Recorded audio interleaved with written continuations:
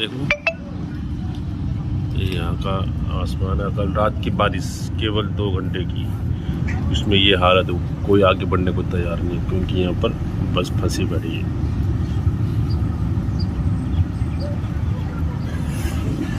यहाँ पर पानी निकालने का है नहीं, इसीलिए देखो आज इतना जाम लगा है कि